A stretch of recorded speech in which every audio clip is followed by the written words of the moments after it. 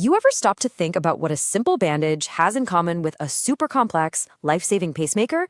Well, the answer is this huge, basically invisible system of rules that oversees every single piece of medical tech we use. Today, we're going to pull back that curtain and take a look at this unseen system. So, here's our game plan. We're going to start with the unseen system itself, what it is. Then we'll dig into its most important idea, the golden rule of risk. From there, we'll see how different places like the US and Europe handle things differently, and then look at the actual steps it takes to get a device to a patient. And finally, we'll get into the really new stuff. What happens when the device is just, code? All right, let's dive right in. First up, the unseen system. This is all about the hidden framework that's designed, really, to keep us all safe. I mean, just look at this operating room. Every single thing in here, the lights, the monitors, the scalpels, even the ventilator, it's all part of this massive, regulated ecosystem. Trust me, nothing gets into this room by accident. So, let's circle back to that first question, a tongue depressor and a pacemaker. I mean, they couldn't be more different, right? One's a piece of wood, the other is this incredibly sophisticated piece of electronics. But they share one absolutely critical thing. They are both legally considered medical devices. And because of that, they're both part of a system built to manage the risk they might pose to you, the patient. And that right there brings us to the very heart of this entire thing, the golden rule of risk. It's a really simple but powerful idea. When it comes to regulations, it's not about what a device is. It's about what the manufacturer says it's intended to do. To figure out that risk, regulators start with two basic concepts. First is something called intended use. You can think of this as the big picture statement from the company. It's the what. What does this thing actually do? Does it cut tissue? Does it diagnose a problem? This is ground zero for every single device. Next, they get way more specific with the indications for use. This really drills down into the who and the why. What specific disease is it for? And who's the patient? Are we talking adults, kids? Is this for finding a heart murmur or for stopping a blood clot? This level of detail is absolutely critical. So, here's the bottom line. You take that broad intended use and you combine it with the super specific indications for use, and what you get is a clear picture of the potential risk. And that one single factor, risk, determines absolutely everything that happens next. Okay, so everyone agrees that risk is the name of the game. But how do regulators actually apply that idea? Well, that's where things get pretty interesting. Let's look at the two major blueprints for safety out there, the one they use in the European Union and the one here in the United States. See, the two systems have totally different philosophies. In the EU and the UK, it's a rules-based system. A manufacturer literally goes through a checklist of 22 specific rules to figure out their device's class. It's deductive. The US, on the other hand, uses a precedent-based system. There, a manufacturer has to go digging through a huge database to find a similar device. They call it a predicate, and then prove their new device is basically the same. It's comparative. So the question for innovators is, do you follow a checklist, or do you have to find a dance partner from the past to prove you're safe?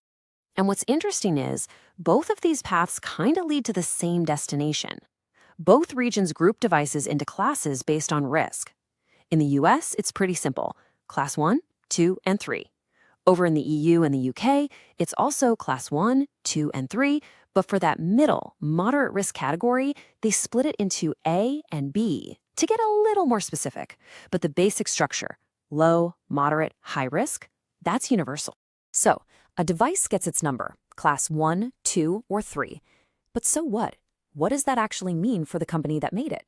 Well, this is where those classifications have a huge real-world impact. This is all about the different pathways to the patient. Think of it like a ladder of rules and paperwork. For the low-risk Class 1 stuff, you're on the bottom rung. You just need general controls, things like good manufacturing practices and proper labeling. For medium-risk Class 2, you climb a bit higher. Now you need special controls, and in the US, usually a 510(k) submission. That's basically just a big report proving your device is just as safe as something that's already out there. But for the highest risk Class 3 devices, you're climbing all the way to the top for a pre-market approval, or PMA.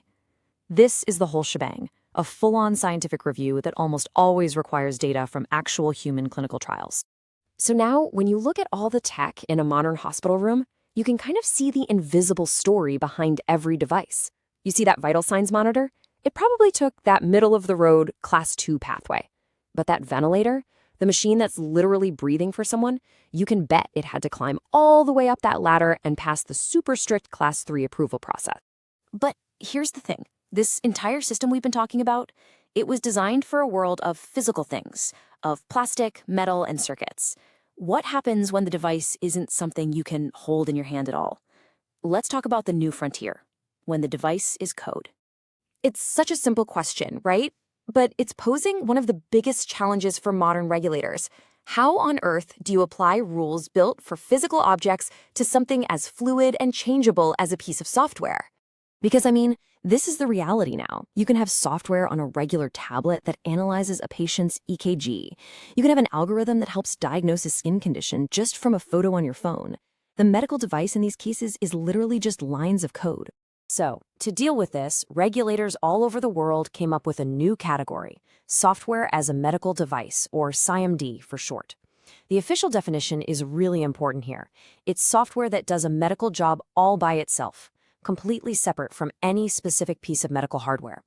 Think of it as the standalone app, not the code that's already baked into a ventilator. And this just opens up a whole can of worms for a system built for hardware, like an app that looks at moles for cancer risk. What risk class is that? And what happens when an app uses AI and literally changes itself over time? The rules were never designed for a device that evolves. All of a sudden, that intended purpose statement from the manufacturer is the only thing you have to hold on to. And what about the software that runs the hospital itself? If it just stores data, that's one thing. But what if a doctor is using it to help make a diagnosis? The lines get blurry really, really fast. And that leaves us with the biggest question of all. The system we've walked through was built for a physical world. But in our world, where an app on your phone can sometimes be more powerful than the equipment in a clinic, where do we draw the line? How do we make sure people are safe without crushing the very innovation that could save their lives? That's the tightrope that regulators, developers, and really all of us as patients are now walking every single day.